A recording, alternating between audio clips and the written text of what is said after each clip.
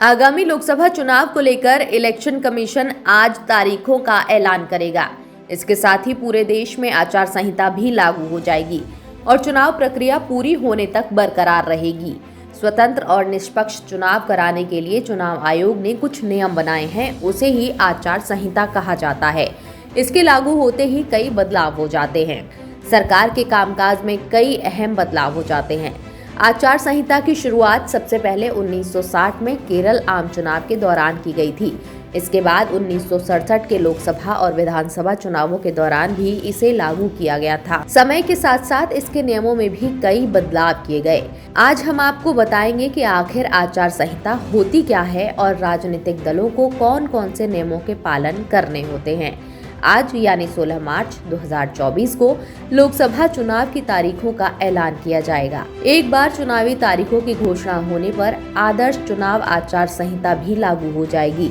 राजनीतिक दलों को इसका पालन करना अनिवार्य होगा। आचार संहिता की शुरुआत सबसे पहले 1960 में केरल आम चुनाव के दौरान की गई थी। इसके बाद 1967 के लोकसभा और विधानसभा चुनावों के दौरान भी इसे लागू किया गया था। समय के साथ साथ इसके नियमों में भी कई बदलाव किए गए। इस लेख के जरिए हम आज आपको बताएंगे कि आखिर आचार संहिता होती क्या है और राजनीतिक दलों को कौन कौन से नियमों के पालन करने होते हैं। निष्पक्ष और स्वतंत्र रूप से चुनाव लागू कराने के लिए चुनाव आयोग आचार संहिता को लागू करती है।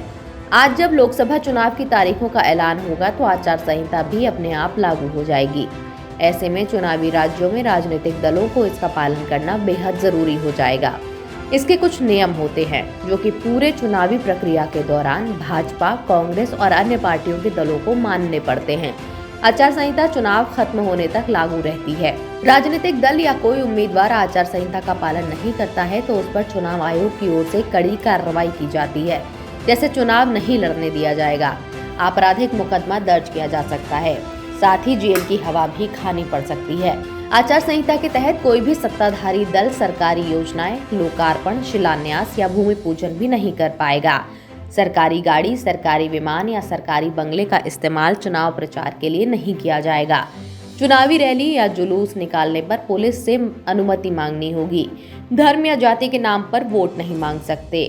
चुनाव प्रचार में किसी भी व्यक्ति की जमीन या घर या कार्यालय की दीवार पर उसकी अनुमति के बिना पोस्टर, बैनर या झंडा नहीं लगाया जा सकता। वोटिंग के दौरान शराब की दुकान बंद रहेगी। चुनाव प्रचार के दौरान शराब बांटना आचार संहिता का उल्लंघन करना होगा। वोटिंग वाली जगह साधारण हो, इसमें किसी भी तरह का प्रचार सामग्री नहीं लगी होनी चाहिए। गलत आचरण वाली सभी गतिविधि से दूर रहे राजनीतिक दल। वहीं मतदान केंद्र तक जाने के लिए कोई भी पार्टी अपनी गाड़ी की सुविधा नहीं ले सकती। राजनीतिक दल वोटर को अपने पक्ष में वोट करने के लिए डरा और धमका भी नहीं सकते।